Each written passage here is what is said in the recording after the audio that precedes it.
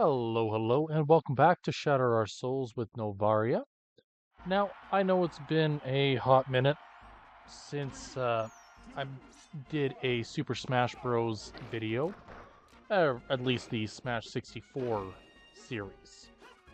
And the reason being is because Inferno Fox and Silvaria were very invested in trying their hand against me, and I couldn't tell them no. So, here we are. Now today we're tackling this with Yoshi, hoping to reach that elusive success. Thus far, looking okay. 5 lives remaining after the first round. If I lose in the first battle against Link, that's a bit of a concern. So I can deal with that. Challenging the Yoshi team theoretically should be okay. 1 to 2 hits and they go flying just because of low defensive stats in these particular, what's the word? In these particular matchups, when it's 18 to 1 or whatever it ends up being, they tend to be pretty forgiving as far as enemy HP is concerned. Okay, he got hit by a barrel. That should have taken him out. Come on. There we go. I've kind of come to the conclusion that as I am, I could probably beat this with any character. But it would require a little bit of luck. I wouldn't just be off the hop, anybody could do it, or any character. Correction. It is not something that I can do just willy-nilly, even with the characters that have successfully beaten very hard mode with. The reality is that it does require a little bit of luck and good timing. Something that, unfortunately, is in very short supply when it comes to video games a lot of the time, because our patron lord, D20, definitely does not enjoy rolling nat 20s for people. Ordinarily. Anywho, second round down. I'll admit, Fox McCloud is kind of that one. The first major challenge in this setup, or this batch of matches. Typically, I find that the first 2 are gimmies, and the third, Fox, is a bit of a up in the air. The AI on Fox is significantly stronger than virtually anything we've seen up to this point. It's fast, it hits like a truck, and uses every item in its arsenal to be able to be as strong as possible. His biggest weakness is that the AI doesn't account for the arena itself, meaning that in many circumstances it's Slippy Toad slipping up and not Fox himself. Now I am going to take a little bit of a leeway here and admit wholeheartedly that I am not doing the mini games this time. The mini games are fine, but I find they break up the flow and just add another 2 minutes to the video for something that realistically doesn't need to be there. It's not going to end up fixing anything per se. Now the question is, I think we've discovered where L is. L is real. In reality, kind of find it funny. So I was looking back through old Super Mario videos. I came across the infamous L is real 24 something or another, which is on the star engraving in the center of the courtyard by Big Boo's haunt.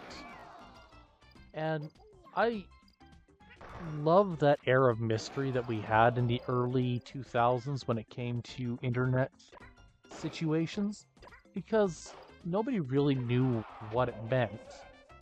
and many games were borrowing assets from one another.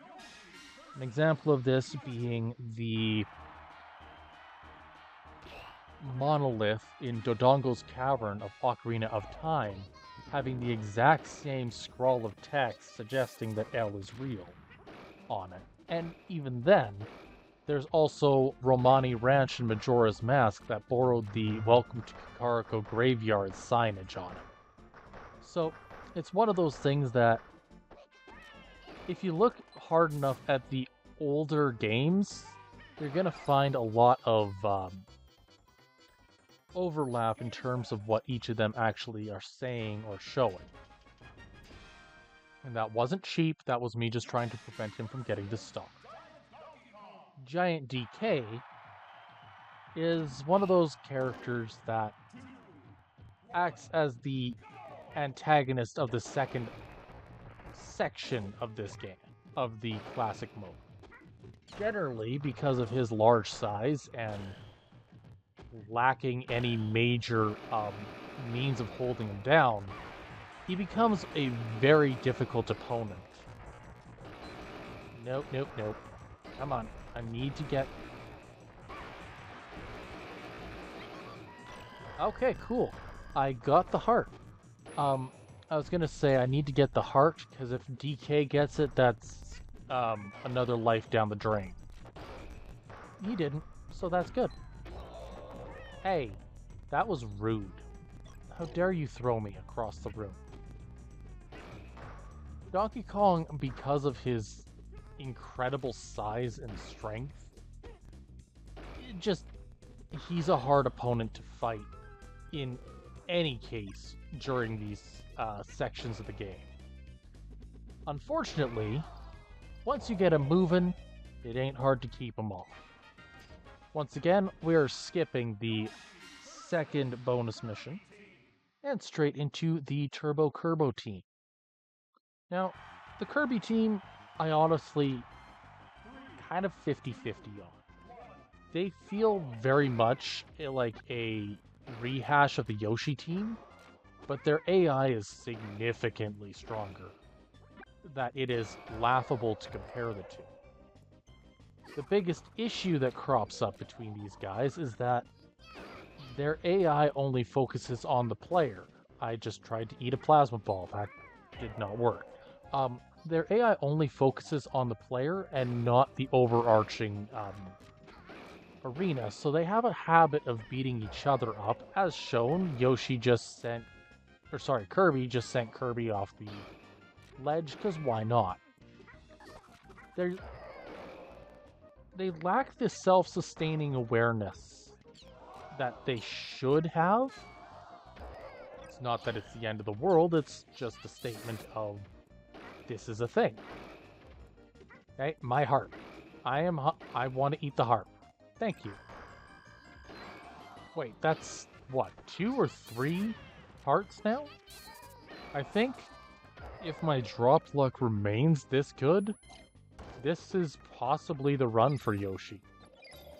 I had to open my mouth. Kirby and the star is not a good combo, because that means I just have to defend a little bit longer than usual. Technically not the end of the world, but it is something of note.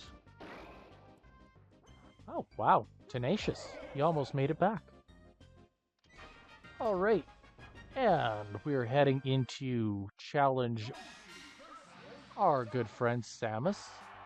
Samus Aran is once again one of those characters that I think gets shafted in this. AI is very similar to what you'd catch with the Kirby team. Unfortunately, it's lacking.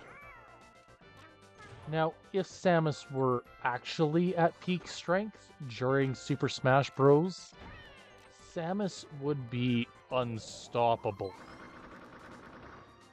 Little known tidbit, Samus in the opening of Metroid Prime has an identical kit to Samus in Smash Bros.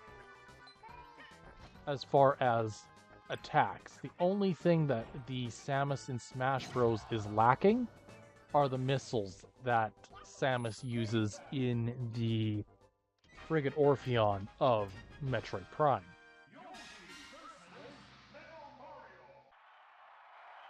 Metal Mario. Typically, Metal Mario ends up being the run ender, being the villain or rival of the third section of Classic Mode, having a virtually flinchless system, means beating him is harder than beating virtually any other opponent, just in general. Hey. Okay, so we're getting to a point where I can actually start fighting on even terms. And sometimes, when life gives you a bat, you make a home run. In this case, I did. So we are heading into the Fighting Polygon team with 3 lives remaining. This is by far the best I've had luck-wise using Yoshi up to this point. The chances of getting this kind of situation where I've at 3 lives left, challenging the second last battle, is incredible. Unlikely and astonishing, if anything. Okay, 2 Pokeballs. Ooh. So we have Payday and Starmie, both actively involved here. Okay. First 10 down.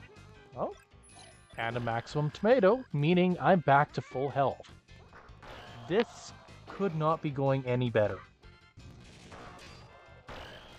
Unless it could. Hey, knock it off. Put the yo-yo away. Okay, fine. I will grab a Pokeball. 1/3 of them down. Beedrill has joined the battle. Okay, the entire bottom row is completely safe for me. A second tomato. Oh my goodness. Yep, this is definitely the run. This is it. If at this point I fail, I don't think I will end up with this kind of good luck in a very long time. A heart. You've got to be joking. I think I need to pray to RNG a tad bit more often, because the likelihood of this is unbelievably low. Okay, kaboom. I can use a kaboom. Can I use it effectively? Probably not. Am I going to try? Absolutely. Nope, nope. Like I said, probably can't use it effectively. Oh well. Another kaboom. Is this one going to be used in the same vein as the first one? I have no idea. But we're going to be heading into likely the final battle of the classic mode with 2 lives left against Master Hand. One thing I always find funny about this is... okay, that could have been bad. I always feel like I'm in a worse situation than I actually am.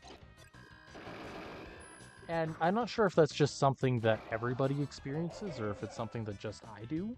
Because I always feel like everything's going really, really poorly until it's done. I don't know. Maybe it's just me. Master Hand joins the battle. And I'm expecting this to go about how most of them do. Okay, perfect block on first flick. Ow. How dare you slap me? Kabooms. Bullet time. Overall, I think things are going pretty well. 16 damage. Only thing is, I gotta be wary of the infinite poke because the Poke of Doom is also a shield breaker. I used that too soon. That's fine. Master Hand is over half down. And a good thing too, because I just lost my last available life. 105, 94. Ouch.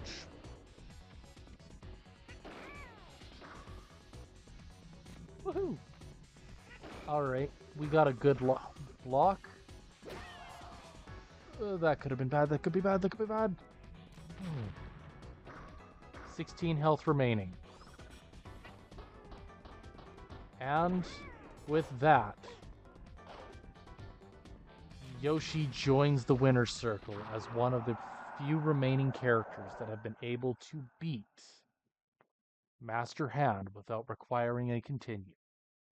Now, going forward, we're going to be handling Super Smash Bros. Melee with the final, I believe it's 7 characters. Don't trust my math, it's never really all that good.